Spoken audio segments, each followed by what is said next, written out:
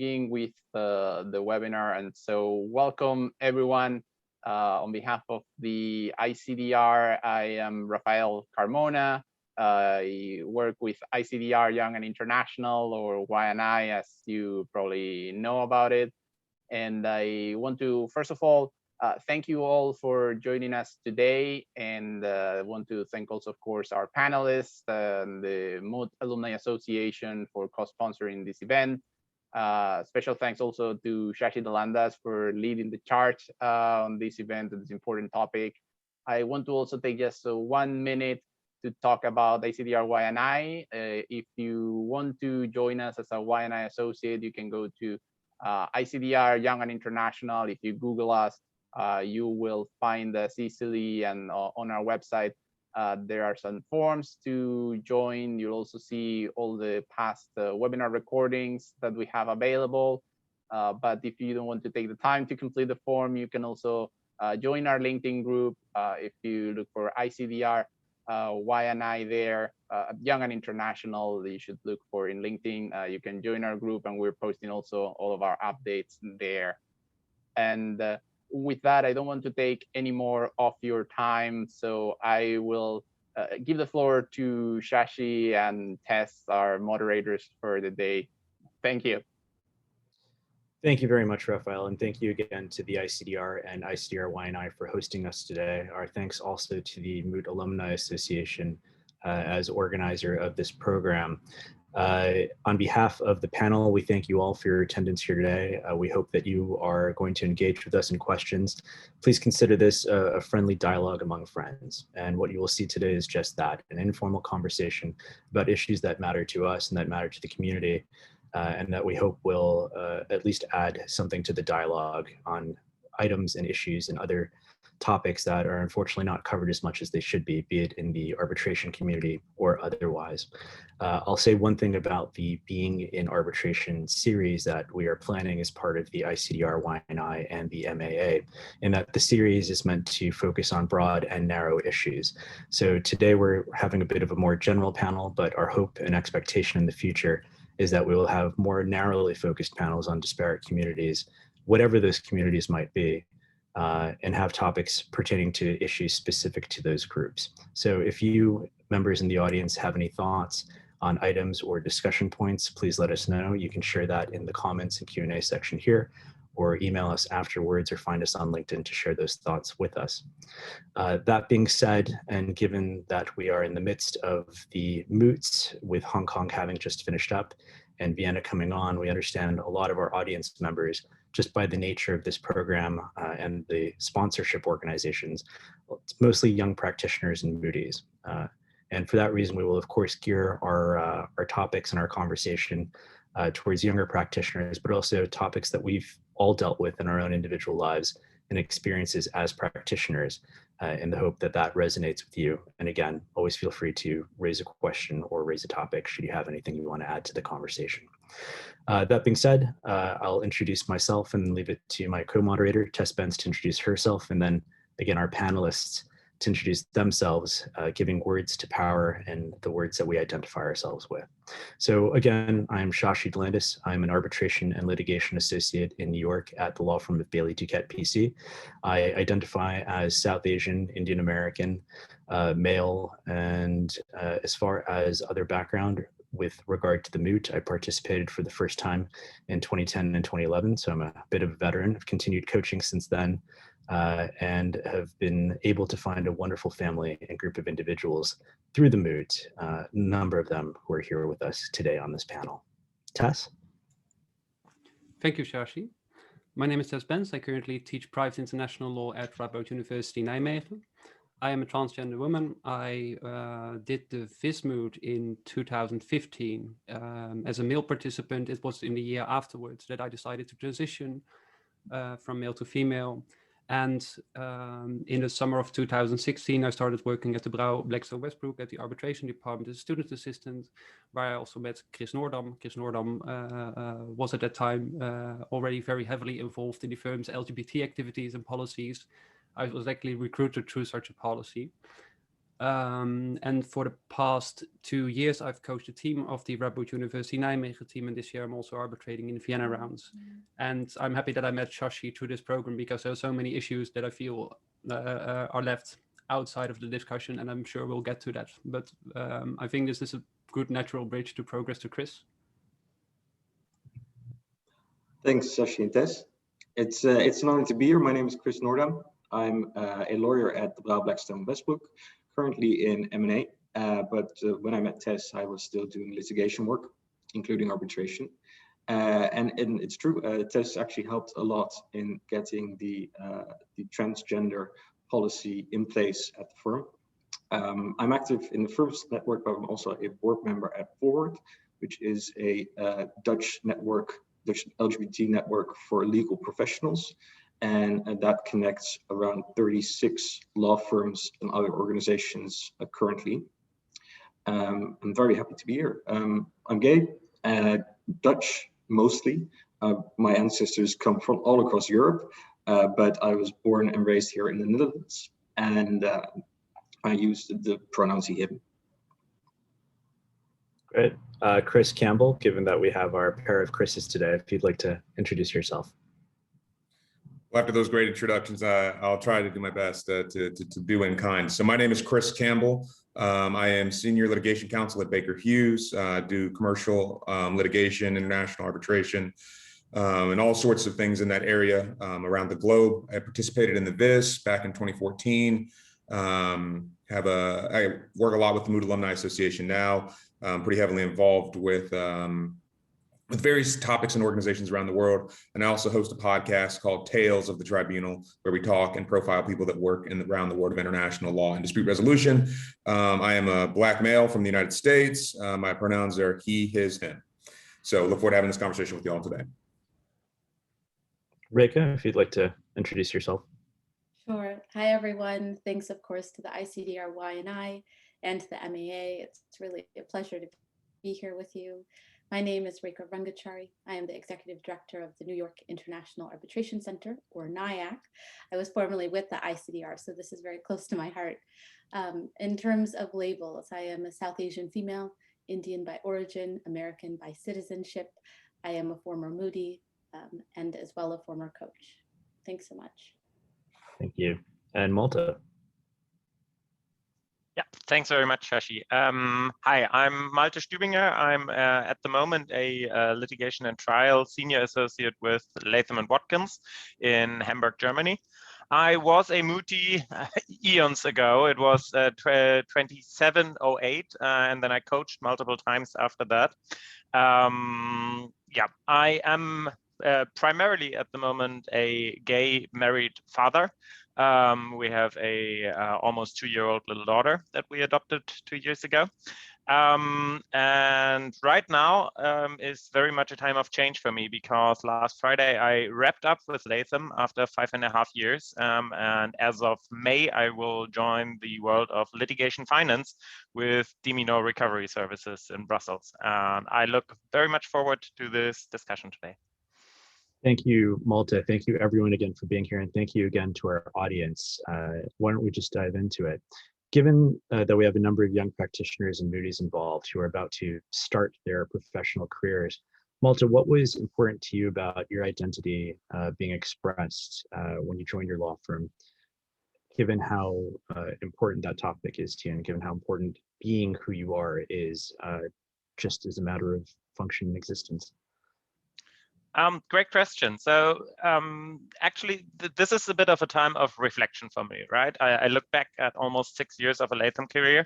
And when I started as first-year associate in 2015, I can actively remember thinking to myself, like, what should I do? Should I create in my head the picture and the individuality and persona of somebody who I imagine would be a serious, hardworking litigation and trial associate in a firm like Latham & Watkins? I consciously decided against it and decided to just be me, and then look at what's going to happen. And looking back, this was probably the most important and the best career decision that I could have made. I don't want to go into too much detail at this point in time, but I got very active from the beginning with our LGBTQ lawyers group, which I co-founded in Germany, and was in a position where I was able to move a lot, to talk to many different people, and to really change minds. And I think none of this would have happened had I not actively decided not to mute the fact that I can be flamboyantly gay if I want to, but that I'm also very highly functioning and a very high professional who knows their shit in litigation and trial and arbitration. And I think people had to get a bit used to the occasional unicorn standing in my office, but understood that this is part of me. And that being a bit loud and always being the one with the too colorful shirt in the room is also part of me, but it doesn't take away from the team and from everyone, but rather it enhances it. And that is also, looking back right now, my main takeaway, that it's always best to be yourself. Yeah. Yeah, no, and that it's an incredibly brave thing to just be yourself, especially in the face of adversity. We all like to think that we're sometimes in communities that are open and accepting, but it turns out more often than not, that's not the case. There's still a lot of education that needs to occur. There still needs to be a lot of communication and connection that needs to occur. For those individuals who aren't necessarily from communities, countries, cultures that are accepting of identities like yours, how are they able to, or what's your recommendation for finding ways that they can express themselves in a manner that's safe, right? There's always this worry or threat of violence in some cases even, or even criminal liability for just being who you are. So for those individuals who aren't able to express themselves even at their own law firms, do you have any advice for them or any thought? Yeah. Don't give up, fight your battles, but choose your battles, and use the internet, use the power of networks around you.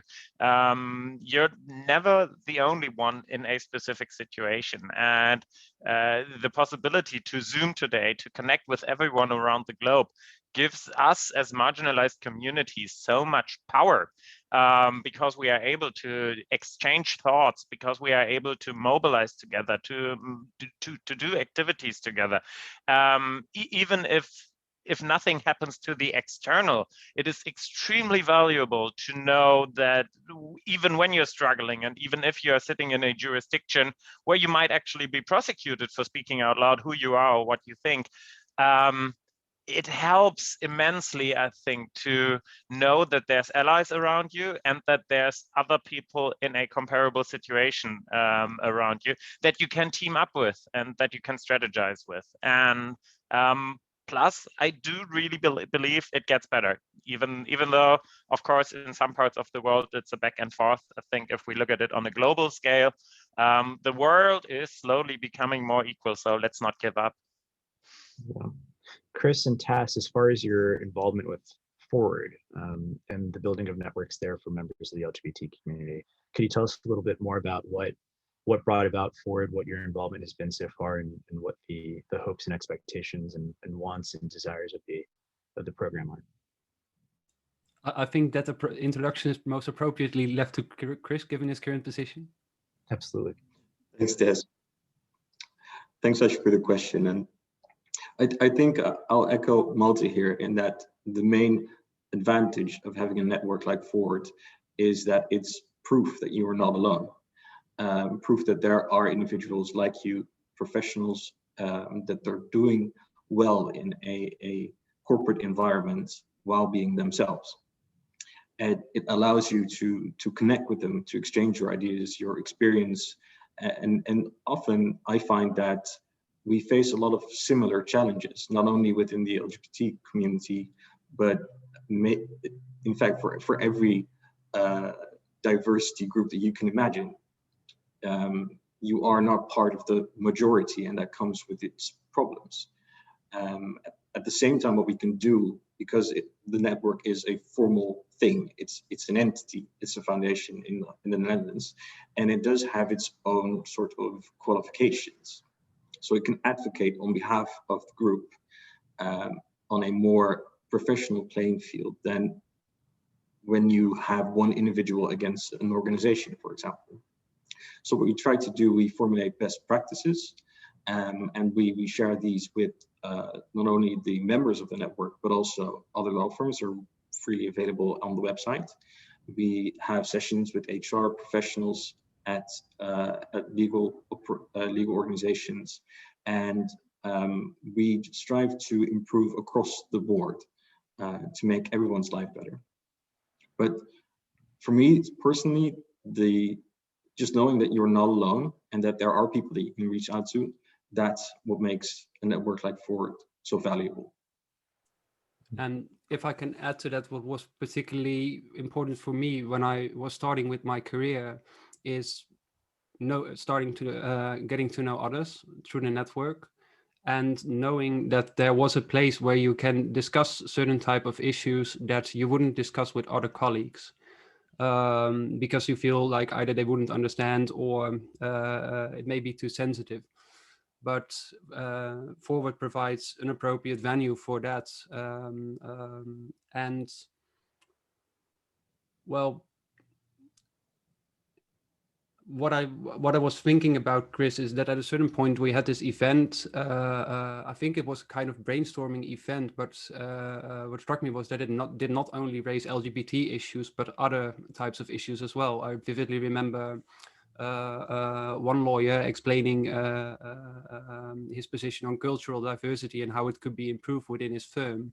So I think these networks act a bit as an incubator, especially if you're in a marginalized position, that can help you to find allies, not only within your own peer group, but also within other groups. And that finding allies is certainly something that sometimes feels tougher than not, especially if you are one of only a few in your community where you have to convince others to really be part of the fight, if you will. For those seeking mentors and those seeking networks and those seeking allies, what has your experience been so far? And Chris Campbell, I'll start with you. As a Black American, as a male, as one of a few people that are involved in arbitration, of your background, what was it like? What was the experience for you as far as joining the arbitration community, being in the professional world? It was, and it remains to be tough. One of the things that we talked about in preparation, and one of the stats that I like to remind folks, is that when we consider the entire population of American lawyers, only about 6% of that is Black. That's been the case it's been less, but it's never peaked above, I think, about 9%. And that was a few years ago. And actually it came back down to 6 just this year. So what that means is that across all the different practice areas, whether that be criminal law, public law, international law, all of the different types of law that exist, that means that there's just a demonstrably smaller number of people. And so what that meant for me as I began my career was that the likelihood of finding someone that had walked the path that I wanted to do just probably didn't exist with my background. So what that meant is that touching on this topic and conversation of mentorship and allyship, those two topics sort of become entangled in that you're going to have to be comfortable with having a mentor that doesn't necessarily have your background or doesn't necessarily look like you, but that's okay. And I personally have been able to find those. But what I think all of us strive to do, at least on this call and as diverse members of this community, is create it such that that's possible for anyone, that you can hopefully ideally find someone with your background, but even right now today, that there's a plethora of people that say they want to help, and we want to get them engaged, and we want them to get them connected with people that want mentors. And that's ultimately what I'd love to see more and more in our community. Reika, what about your thoughts on this? I know you had mentioned in our preparation call the difficulty in finding a mentor, someone that walked the path. What's your advice to individuals who aren't necessarily able to find a mentor and have to essentially stand on their own? Yeah, well, so, first, I guess I want to underscore these conversations we're having are so important. I mean, I find myself nodding as a fellow panelist, like, yes, because intersectionality and inclusion are really what the topics are, right? It's to figure out where you fit, and you will fit. Sometimes you have to create it. Sometimes it exists already. And so I think, mentorship, I've thought a lot about since our conversation in planning, maybe it's a misnomer too that mentorship has to always be an upward reality, right? In a hierarchy, like it's a plane. How about it goes both up and down? And what do I mean by that? Typically, if you look at a mentorship scheme, right, it's a mentor and a mentee, and the mentor has their role. They guide and they check in, and it's really the activation on the mentee to bring things to the table. But what if it was an equal sharing reality? Meaning, I found many times my mentees have taught me more things about life at their vantage point and their entry point in the law than I may have known on my own, right? So in the first instance, let's shift the paradigm. Maybe mentorship comes in all avenues and paths, regardless of experience. The other thing is, this idea of mentorship, it comes also within our field and beyond it, right? And so I think the biggest thing is incorporate yourself around people that you really like in the first instance. Recently I was doing a Shanti workout. He was talking a lot about core, but their core is what we connect to, right? Are they going to be part of your allyship? Are they going to be part of your community? And where you don't see your community, however you define it, whether it's broad or otherwise, you can create it. And maybe that's a good point now to just introduce. For example, in 2021, this year, on Martin Luther King Day, we launched an initiative called Racial Equality for Arbitration Lawyers, REAL. The impetus was, of course, lots of things happening in the US around race politics, right? And police brutality more so. And I'll note here, I was having a conversation yesterday with somebody and they said, is bad news the only kind we have lately? I think this is also a headline today in the New York Times.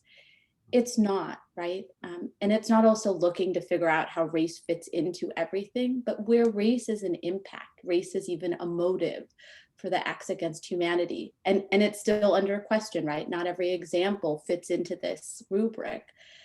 We have to think more about, this idea of an essential truth, human dignity, and everyone has worth. And how do we carve out that community? And so I say all of that to say, REAL was founded as a means to talk about race in different kinds of ways across jurisdictions. We were having a conversation with Claudia Solomon incoming to the ICC, and she asked, what's the goal of REAL? What exactly are you going to do? And we used words, like access and advocacy. These things take time, building a pipeline, building a mentorship scheme or an impact scheme takes time. You don't just pull that out of a hat, right? So in truth, the word that allies with what we're doing it's building community. And it can only be built at the grassroots level if it will ever become global. Because when we talk about race, we cannot talk about race in generalities. Race, as I may perceive it, as an Indian woman, American, living in the US, may be critically different than my counterpart, right? Who lives even in India, of Indian origin, but also living there of Indian citizenship. That's a very small paradigm. And then it changes how we talk about it in Brazil, how we talk about it in China and Hong Kong, how we talk about it anywhere across the world. And then how do we zero in on communities, and particularly big conversations happening now in Latin America, across the continent, in Africa, right? These are really important conversations. And so the point of REAL anyway, I've gone off here now on a tangent and I apologize to my co-panelists, but is really to say, where you don't see the community, look for it. But if you can't find it, create it. It can be as small as 5 people. It can grow as big as many more. Take Arbitral Women as an example, or the ERA Pledge. They started as a group, Arbitral Women, that met at conferences, women getting together to have a drink or have a meal. And look where it is now, right? That's the example of the communities that exist. But it's to tell you that when you feel like you're alone, we are only a small set of examples of people you could reach out to, but also people who have found the communities we needed, where we maybe readily didn't find it. And I'm going to, because I still have the mic, I'm just going to say this because I really liked this. It was a Washington Post article featuring Brian Stevenson. He is of the Equal Justice Initiative. And I found this really moving, and I think it fits with our anchor today. He said, human beings, every human being has dignity and worth. There's no hierarchy of human value based on insert diversity description. It's a false idea. And false ideas can be supported and structured and systematized and empowered and funded, but eventually they fail. So, let's remember our essential truths as humans. We're all equal, however we define it. If I may add a quick thought on that, because I think it fits really well. I think what one should really keep in mind is to never become defensive about our need to connect, to establish networks, and to talk about our situation. I've experienced it a few times with partners at Latham, where I was confronted with a question along the realms of, well, you're an associate here. You get to live out your own identity. Nobody discriminates against you. So the essence of the question being, why the hell do you need the LGBTQ lawyers group? Why the hell do we need diversity groups? I mean, you can apply that to each and every group when already in a very highly professionalized circumstance, because you made it here, everything must be fine. My experience is usually it takes 5 to 10 minutes to take that person through all of their privileges until they understand why it is still necessary. And one pretty vivid example, one really vivid example of a great answer that a colleague of mine once gave, another gay colleague of mine from another office, was to compare what we are doing here and the networks we are establishing with the clubs and country clubs that straight white cis males have had for generations. There's nothing bad about that. There's always a bit of a mixture between personal networking, making friends, business networking, testing your waters, meeting people that you might have a chance to work with.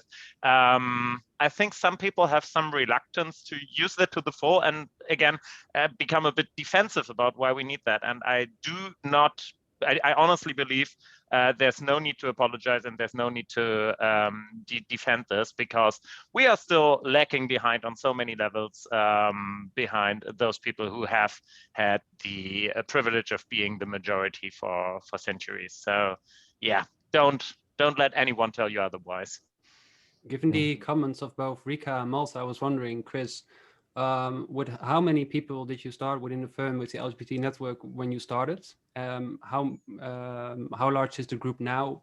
And do you consider it to be a grassroots movement? Did you experience setbacks in terms of the partners? Have you ever felt held back, or rather supported? To be honest, it's been a mix of everything. When I started at the firm in 2014, there wasn't any group. It took me half a year to find out that there was a secret mailing list that consisted of about 10 people that you need to get on, and it was just simply an email that was forwarded and forwarded and forwarded again. And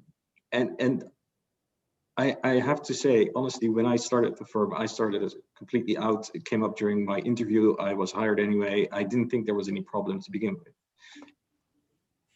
Until I heard of colleagues that were in the closet at work, and that maybe not necessarily hiding it actively, but also not discussing it with anyone.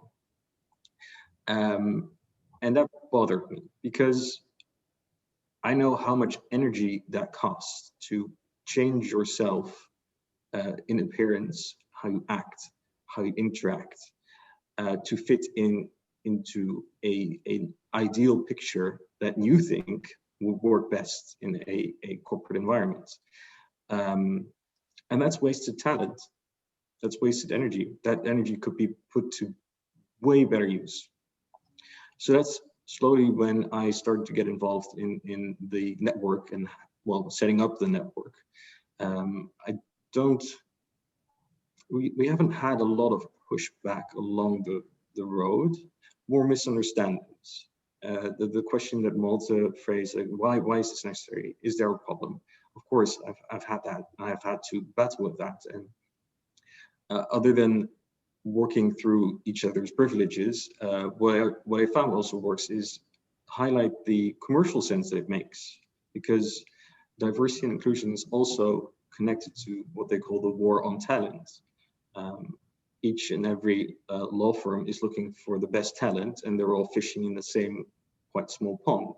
So broadening the horizons of potential recruits that you're looking for, and looking at more diverse recruits, making sure that they also feel that they have a chance to apply and get a job, is from a commercial perspective just makes sense in any situation.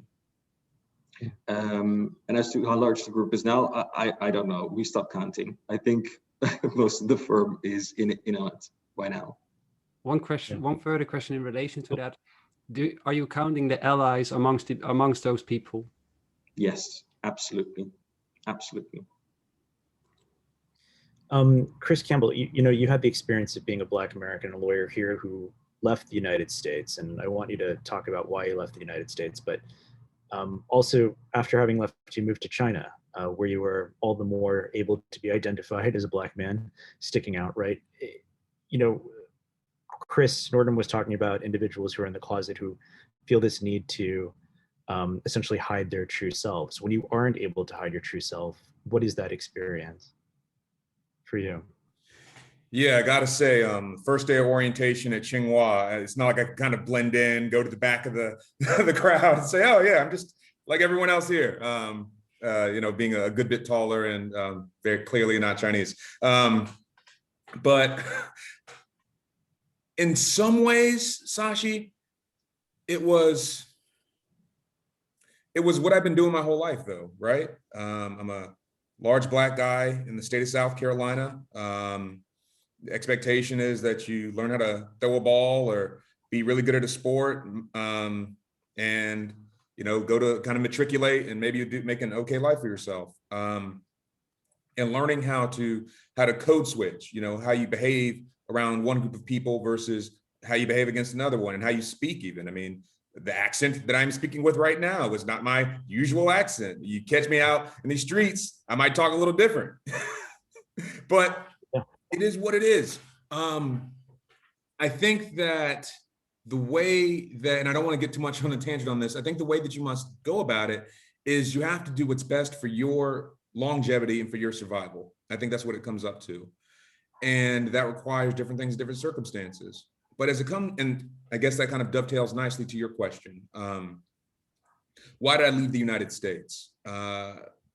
Probably two primary reasons. One, my partner was based in Europe and I wanted to be there, but more prominently, and I wouldn't have recognized this as concretely as I'm saying it now, but the decision, well, first for China in 2014, it was a little bit more academically focused, but when I came back briefly, I stayed just a couple of years and I was traumatized, quite frankly.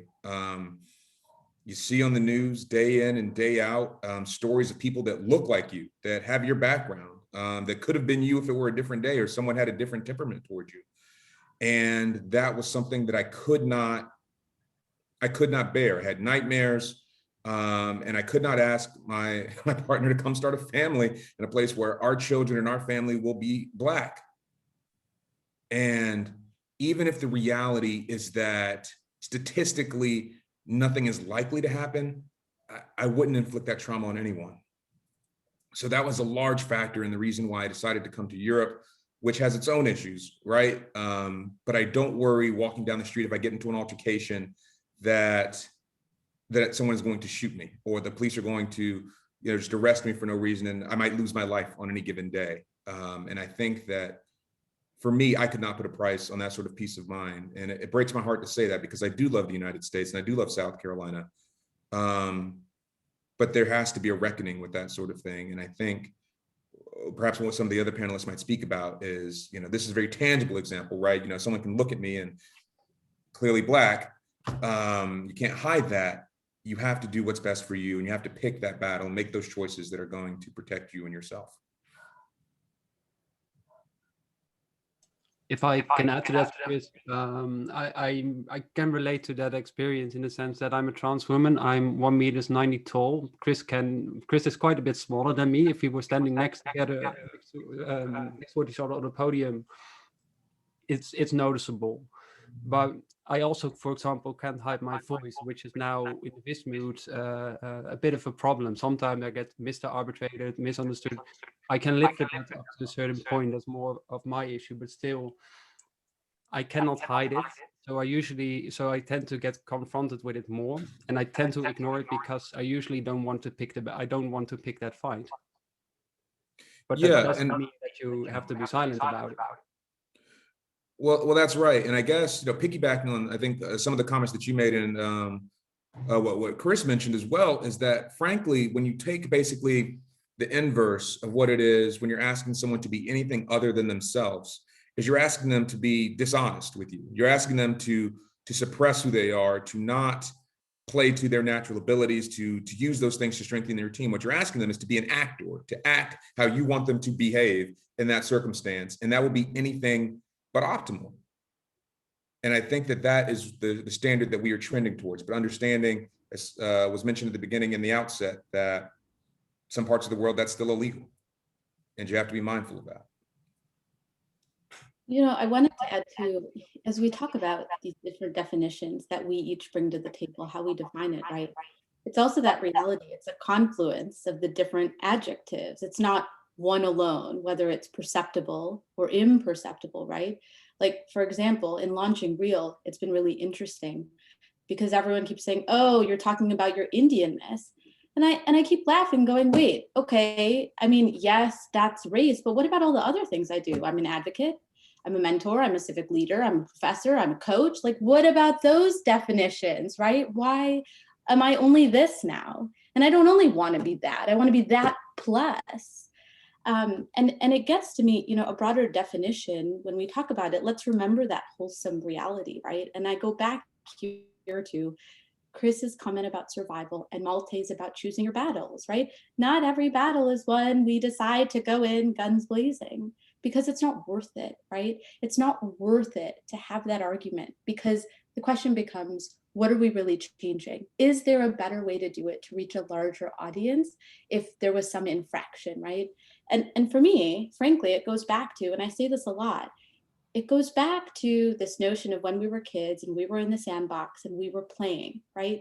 And adults are always around, they're always monitoring. And if a little kid in that sandbox decides to take a swipe, throw sand, any permutation of this, right?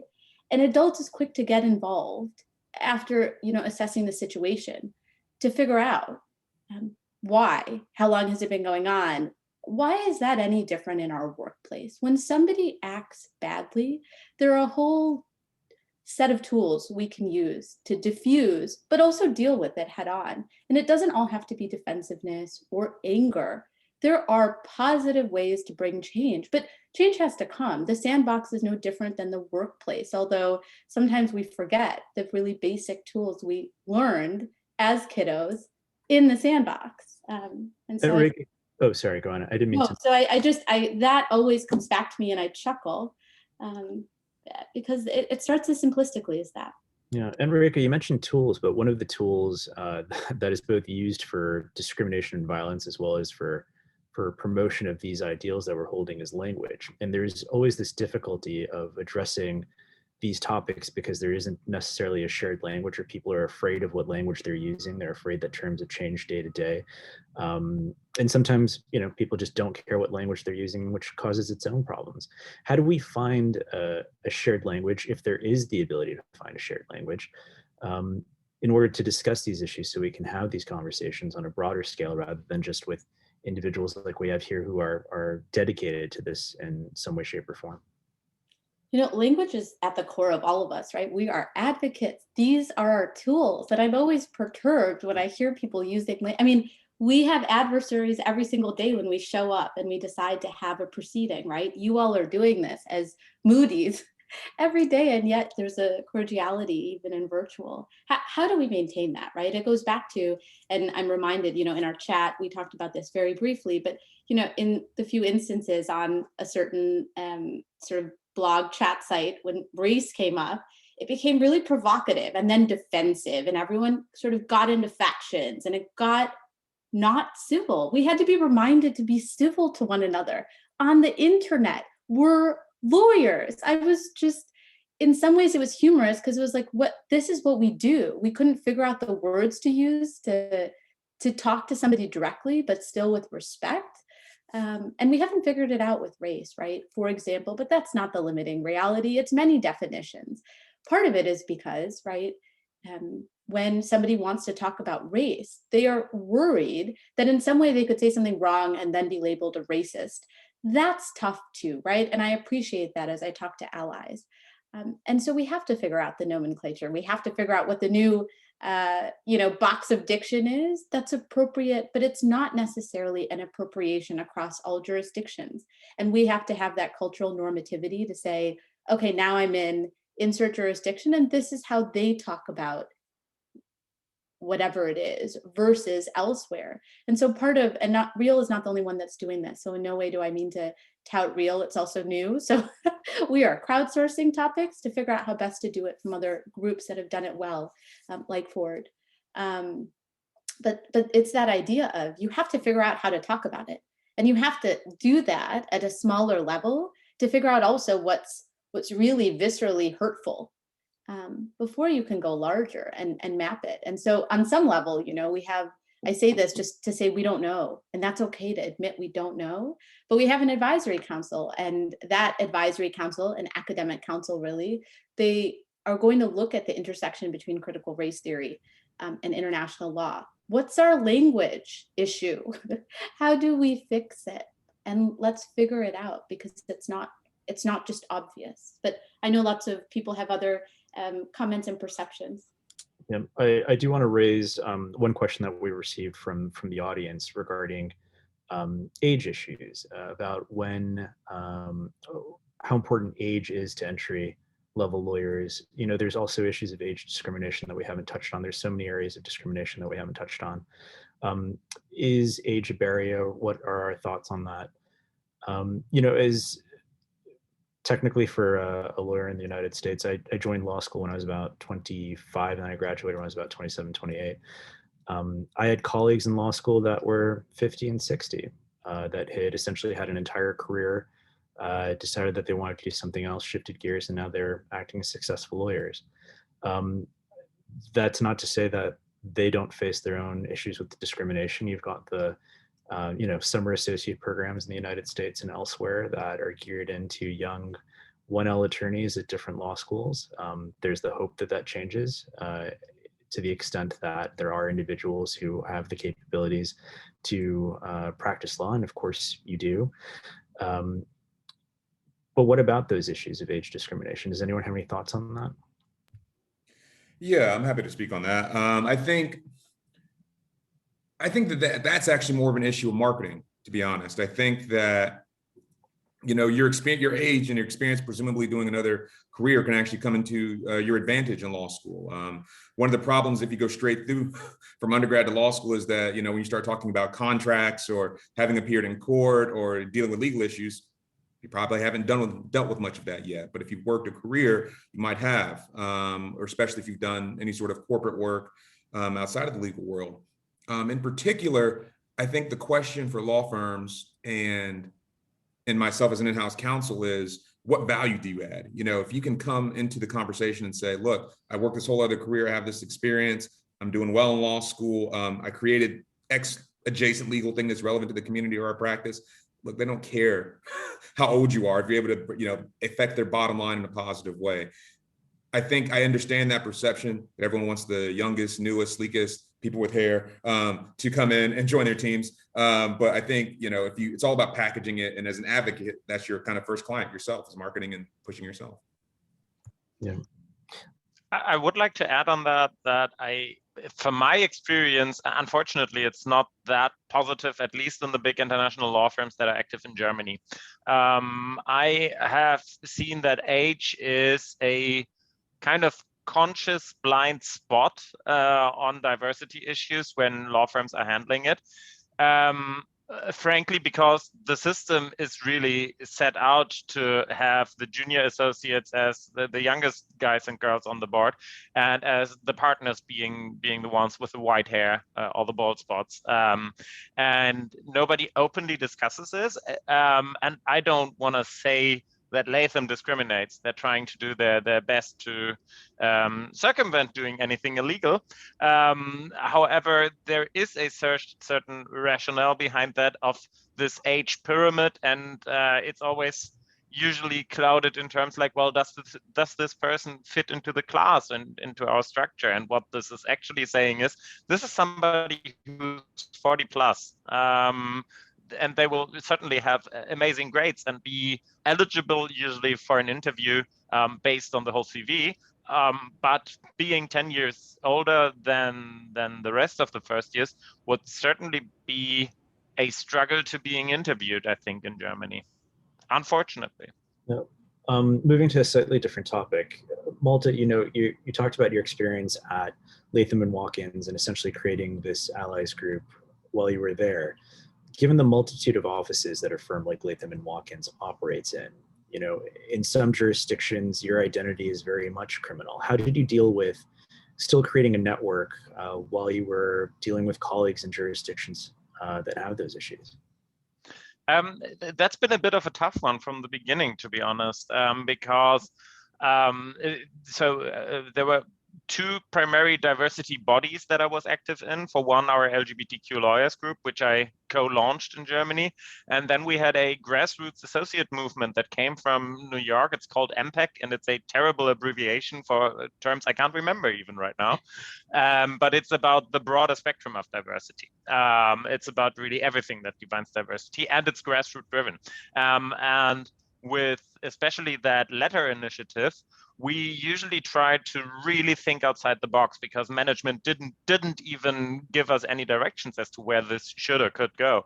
And when we found a topic that we found was worthy sharing with everyone, then we picked Latham and Watkins everyone as addressee for these emails and for these shout outs. And took some time until we realized that, especially with our Middle East, like Dubai and Riyadh, and also our Moscow offices, we might actually even get in trouble just for sending an email that has a rainbow flag in it,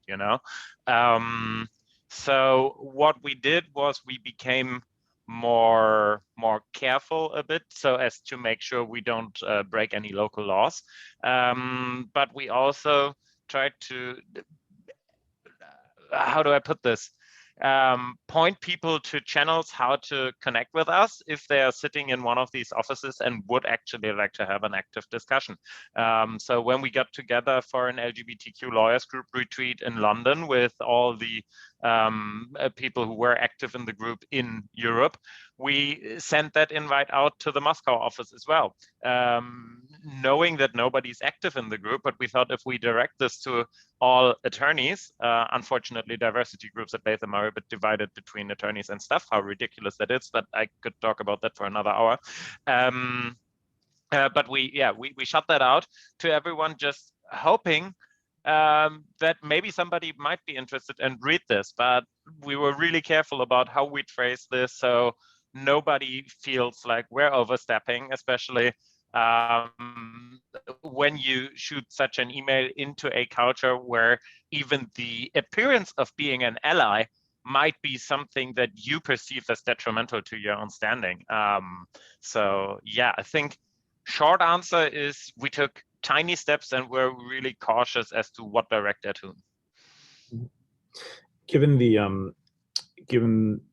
the support of the Moot Alumni Association, ICDR Y&I, and our attendees, I wanted to discuss some of the, I guess you could say, darker sides of the Moot experience for individuals of different backgrounds and disparate groups. Tess, you had mentioned, having individuals mistake your pronouns, mistake you for a man, what have you.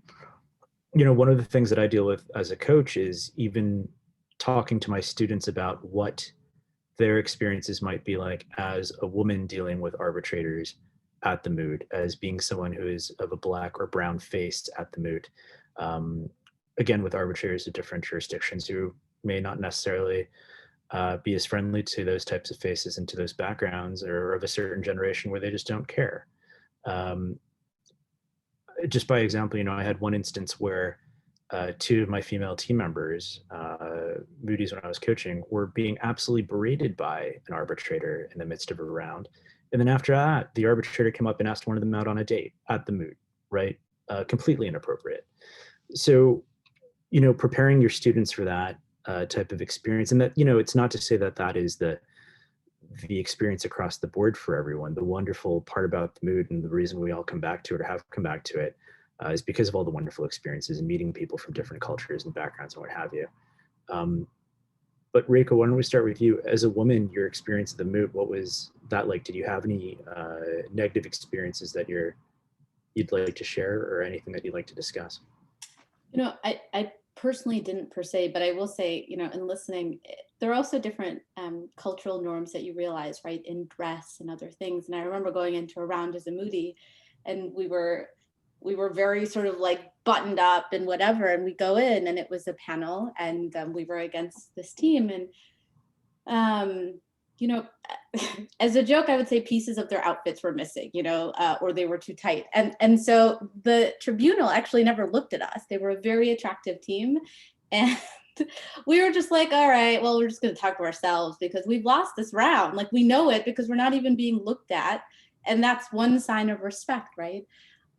I offer that in humor to say the Moot is a microcosm of life, good and bad, right? And so in many ways, I think it's apropos training, in the same way that also the best school does very well, but they don't necessarily get to the final round, right? Because life involves politics and other things, and how you advocate, and, you know, what has been your historical reality at the Moot. I mean, there's so many things, and that's not in any way to put a spotlight on the Moot organizers. It's to say that's life. And also every round, people score differently. The way that they calculate metrics and what they value as good on the Moot scale, even with the guidance of the Moot organizers, is vastly different. And so I just, maybe a different way to say it is, in life, when we go cross-border, this is the business we're in, right? You're not always going to make friends. In the alternative, you may make friends of a different ilk than you were expecting.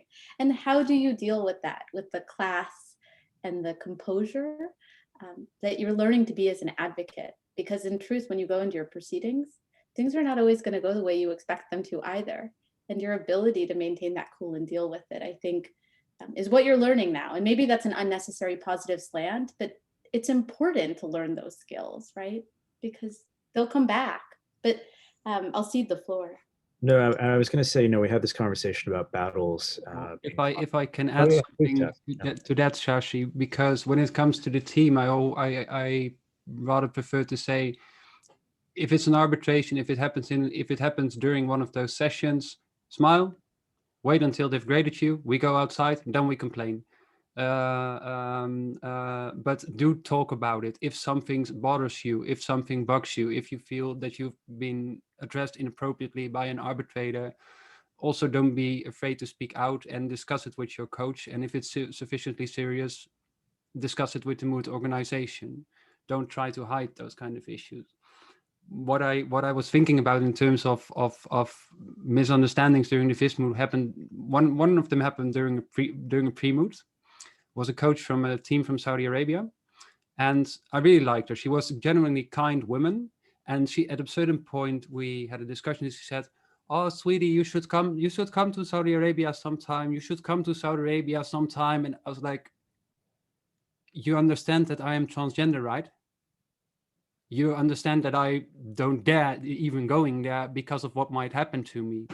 And she was, no, nothing will happen. And it just felt really, really conflicted, because I think the invitation was actually on an open, honest one, but she really didn't understand the position that I was in.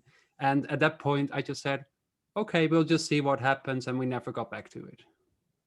It's unrealistic anyway. Right. Tess, your first point about making comments to the Vis Moot administrator is exactly what I was going to say. There was an instance where I had a female pleader in a round, and during feedback, one arbitrator in particular was not making any eye contact with her throughout the round when she was speaking and even during feedback. And the only comment she received was, "You should pull your hair back because your hair was in your face." No substantive comments at all whatsoever, right? And I raised that because it was something that she brought to me. I'd seen it in the round as well. I was going to do it anyway, but raised it with the organizer of this. In this instance, it was a practice moot. And there are other instances where similar things have happened where I know it gets raised with the administrators there. They should absolutely be raised if those things happen. The entire purpose of this program is to encourage diversity in thought, diversity in peoples, diversity in backgrounds. You have the ability to meet students, pleaders, arbitrators from across nations and from across cultures, and that's the point of it. And the entire prospect of the program is to be encouraging of those issues, because we, and you especially, those members in the audience and young practitioners everywhere who are participating in the moot, we're just part of the community. We're the next generation that's going to be looked to for leadership in these types of things. And we're trying to do better as opposed to prior generations. And we're trying to do better for you. And we're trying to develop the framework so that these conversations can continue. So when you take the lead, you're able to have the tools that we didn't necessarily have when we were growing up. So do make sure that those voices are given power when there are issues that need to be addressed. Those, especially in this environment with this community, be it arbitration or the moot or whatever, this is certainly one of those battlegrounds where you should make your voice heard and you should have those fights if need be. And know that the people that you're dealing with are actually receptive about it in this environment. Thankfully, we have great administrators and great people involved, but it doesn't mean that everyone's along the same lines, right? We're still dealing with those issues. I'm conscientious of time. We are running up to an hour. Again, as far as any individuals in the audience, you're welcome to raise questions. We're happy to hear them. Are there any other points or issues that any of the panelists would like to raise at this time that we didn't get to cover that you would like to speak to? Maybe a short comment, but that's a very personal thing. As I mentioned at the beginning of the discussion, I was already doubting my gender identity when I was a participant in the moot. If you ever doubt your gender identity, feel that you might have been born in the wrong body, or whatever, however way you would like to express it, don't be afraid to explore those feelings, and don't think that you won't get a professional career after that. If you're really that concerned about getting a good professional career, rather make sure that you work hard, because the better you get, the harder you work, the less somebody cares who you are. As long as it is that way, I think, we should always try to strive for improvement. But I felt very, very alone at that time, and know that there are others like you in the mood if you're experiencing those kind of feelings. Thank you for sharing with us. You know, one thing that I would add, and hopefully this is a lighter note to end this conversation with, is that growing up, one of my favorite comic books was, because I was a nerd, was the X-Men. A lot of people don't realize, I mean, you see the guy with Cyclops glasses and you Wolverine, and you think, oh, those guys are just cool guys, or Storm that has the ability to control the weather.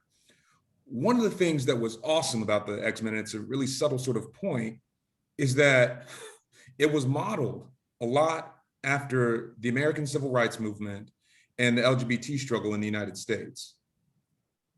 And in particular, going to Tess's point and some of the things that we've been talking about today, is that team that's taken on universal threats, saving the world, doing all this stuff, they can't do any of that if they don't have the whole team together. And whether it's Nightcrawler, who can appear and disappear, or Quicksilver, who's really fast, they all have different things they bring to the equation. So too, whether it is the authenticity that's brought through your ethnic and cultural background, or your identity in your member of an LGBT community, or in your age and experience, like I was speaking about earlier. Those are all things that I think we should be open and able to bring about, and that it doesn't necessarily have to be starting an entire movement or starting a group. It can be something as simple as starting a conversation and trying to foster that communication. And I hope that that is what is planted as seeds today. And I look forward to getting to know everyone that's here further. Yeah. And thank you, Chris, for talking about planting the seed for the conversation. That's exactly what the purpose of this series is. So again, I encourage anyone in our audience to come to us with any thoughts or ideas about topics, communities, issues that you'd like to talk to or have addressed, and we'll work with you. You know, we're thinking about ideas like being an Indian woman in the law in India, being Black in America, being African in America, being African in arbitration, being LGBTQ in the Middle East. Essentially any conversation is something that we're looking forward to having and that we're open to having, because, you know, we talk about diversity and sometimes these conversations just get lumped into a general panel, not diving into any issues. That's something we're trying to avoid. We're trying to have the real conversations on issues that affect individuals that are here, that are involved in the community, that are even outside the community, but are interested in it, so that we can have these networks of allies built, so that we can have these conversations on important issues, so we know who we are fighting along with and fighting for. So again, I encourage you to reach out to us. You can find us all on LinkedIn. And thank you for your attendance today. Is there anything else from the panel before we close off?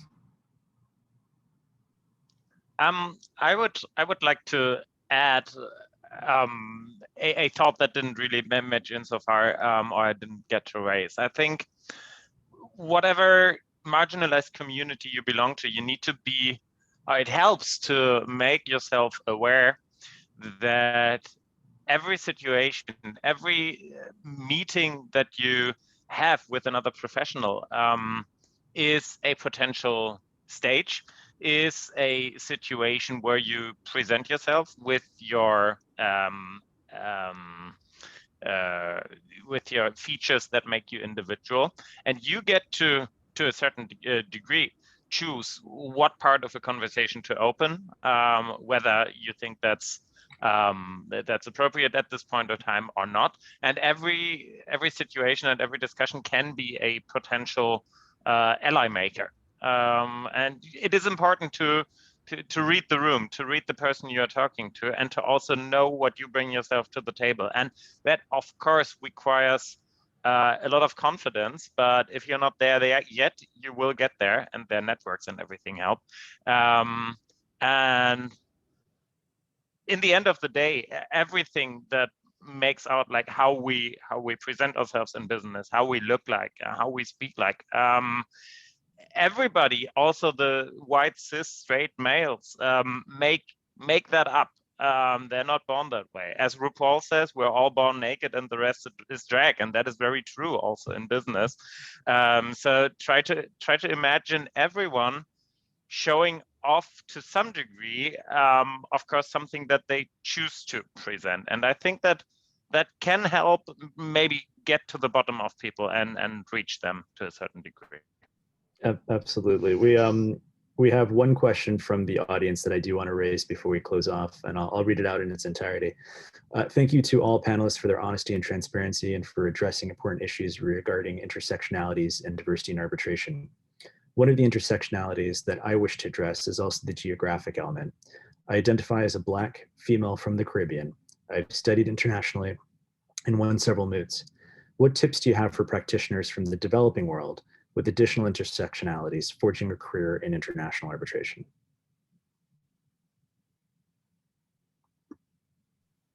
Happy to take a swing at that first, and of course, invite anyone else that wants to give some thoughts too. So while I'm not from a developing country, the tactics that I've seen that have worked well have been, and I think these are even more amplified right now, is the power of the internet. I think that what is really interesting about this time, especially currently and post-COVID, is that you can be in the same digital room as a lot of people that have the ability to sort of, that can be a mentor, or they can be just a good sounding board. And especially with this community in particular, most times folks are willing to at least have a conversation. So that can look like, thinking about the type of work that you're interested in, trying to find people that are doing that type of work and link on LinkedIn, whether they look like you or not, and just sending them a quick message saying, hi, I'm interested in your work. Do you have 15 minutes for a digital coffee? Many might say no, some will say yes. And that's a good way to start that conversation. One of the things that I leveraged, years ago when I was just getting started was I got as active as I could possibly be in a number of organizations in the geographic locations where I wanted to be.